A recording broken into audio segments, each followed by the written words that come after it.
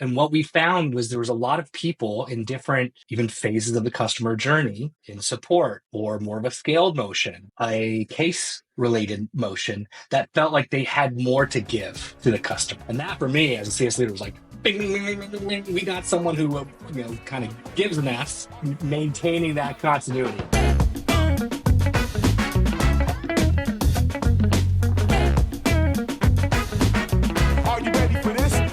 What's up, lifers, and welcome to the Daily Standup with Lifetime Value, where we're giving you fresh new customer success ideas every single day. I got my man Rob with us. Rob, you want to say hi?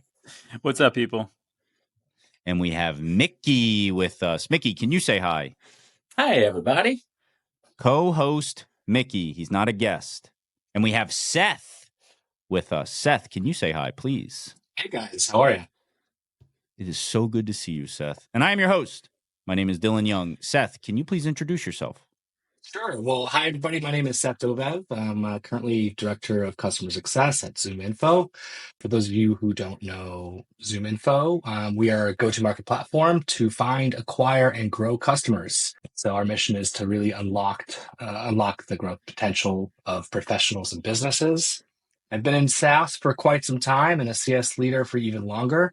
And I'm really excited to be chatting with you guys. All right, you're going to have to explain CS leader longer than you've been in SaaS, because I like to think that SaaS invented CS. Tell me how I'm wrong. But Seth, you know what we do here? We ask one simple question of every single guest, and that is, what is on your mind when it comes to customer success? Can you tell us what that is for you? Sure. So I think that what's coming to mind is really wanting to hear and have a discussion about hiring CSMs for product alignment and customer journey fit. What do you guys think? I'm chuckling because of Reddit. Oh, really? Yeah. We had a discussion about Reddit previously where they poo-pooed the idea of the entire CSM hiring process. This sounds topical. Always, particularly in this environment. This sounds a lot like previous conversations we've had with Mr. Stephen Wise, where he talked about hiring CSMs for personas, your customer personas.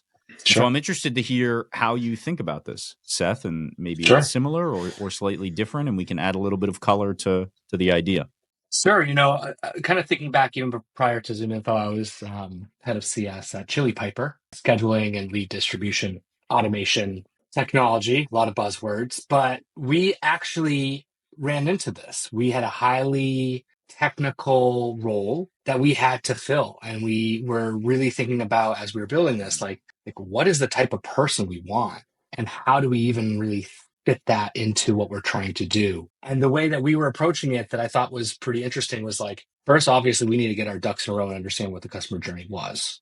And then we were really trying to think about not only just like the customer journey and aligning in terms of like, well, what does that mean for the CSM? But like, what are the defining key motions we're asking them to do? And I think that, historically, even prior to SaaS and client services and other different words for the same, I think, meat is really just trying to make sure that we could actually allow CSMs to be successful in doing that. And, if you have PLG motion, that puts another variable in there. So there's a lot of variables to consider in terms of like hiring the right person. And what we found is with Chili Piper, we were responsible for implementation and onboarding. So onboarding as a general phase, implementation more technical in nature, and then also adoption and value realization.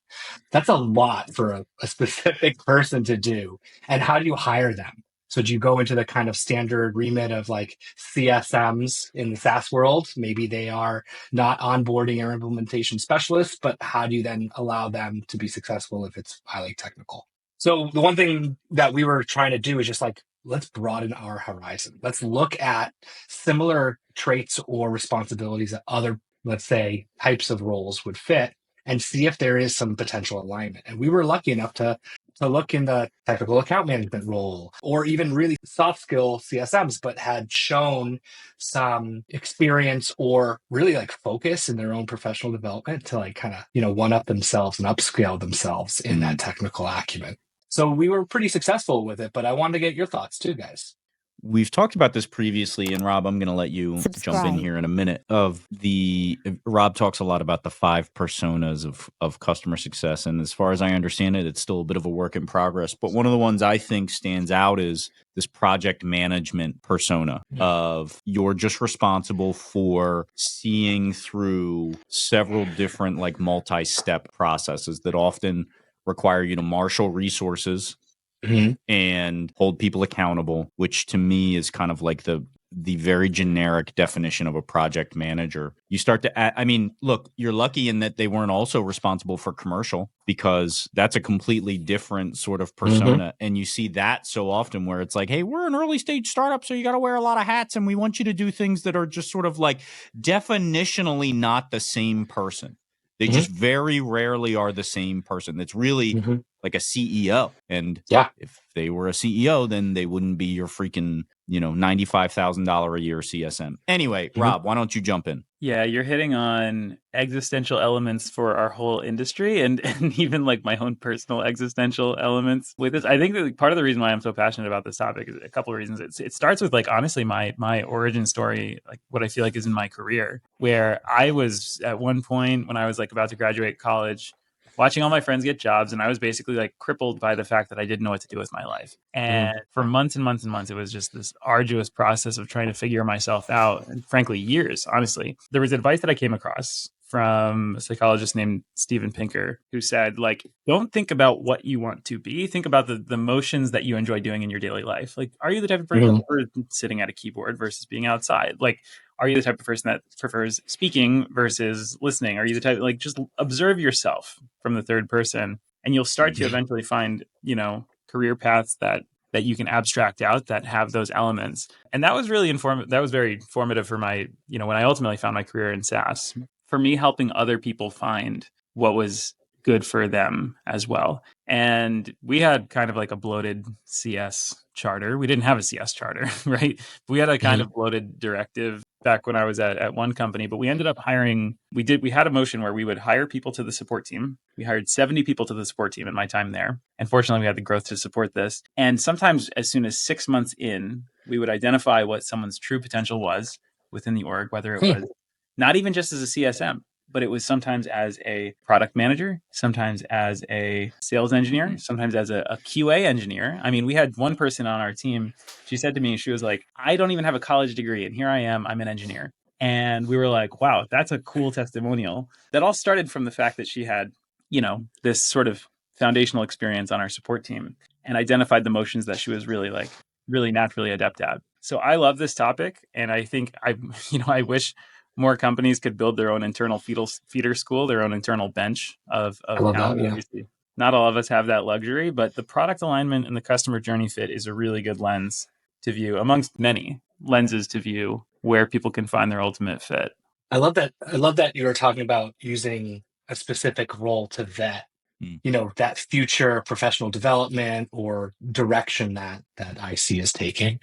What I found also, like, that has that similarity, maybe some correlation there, is like the type of CSMs we were trying to hire had to have some experience, right? They were not going to be that first out of college, junior level. We were looking for experience in SaaS or experience in something, right? So one of the things that I think that when we went through the interview process, we were able to weed out is why this, especially when there wasn't that alignment, right?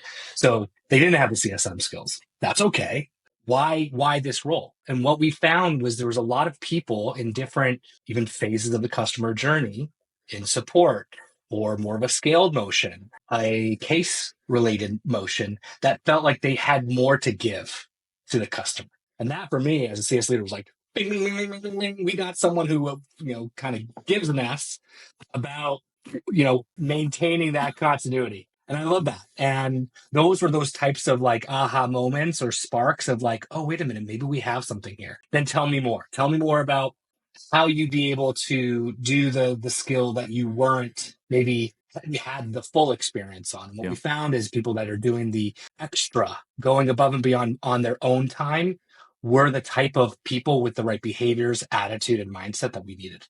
Mickey, with the time we have left, why don't you bring us home? Your final thoughts and Go for it. Shout out to Chili Piper. Started using it, 5 stars in 2014. Great product, great team.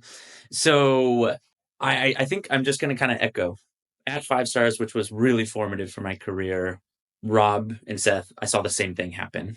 People would come in, they're not getting paid the most. It's a hard job. But what happened is I can't even count on 2 hands the number of people that came from 5 stars that started in support or CS or account management or whatever that are now directors of product, VPs, C levels, engineers.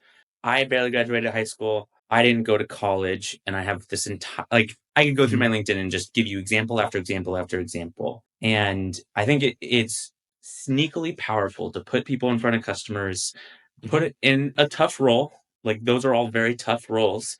But then going that extra step as leadership and saying, this person is demonstrating traits that are so valuable that it is a disservice to them and our customers and our company to not allow them to go elsewhere. So that speaks to Seth as a leader, Rob as a leader, and lots of people that I can point to in my career that have given me that shot. And I have failed many times. So I've been fired 4 times.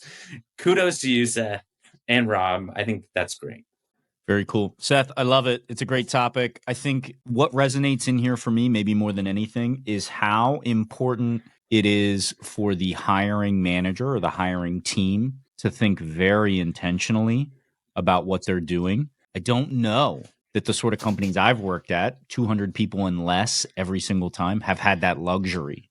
They're usually on the back foot trying to hire. And if I could give any advice to folks who are going through the process of either being on the hiring manager side or trying to find a job, is try to weed through that, because those situations are exponentially more difficult for you to succeed in if the hiring manager or team has not maybe done some of the work up front for you. It can be really, really difficult. Not impossible, but difficult. Seth, love it.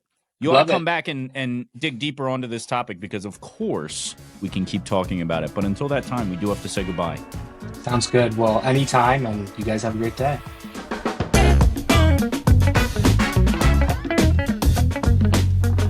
You've been listening to the Daily Standup by Lifetime Value. Please note that the views expressed in these conversations are attributed only to those individuals on this recording and do not necessarily reflect the views and opinions of their respective employers. For all inquiries, please reach out via email to dylan@lifetimevaluemedia.com. Find us on YouTube at Lifetime Value, and find us on the socials at Lifetime Value Media. Until next time.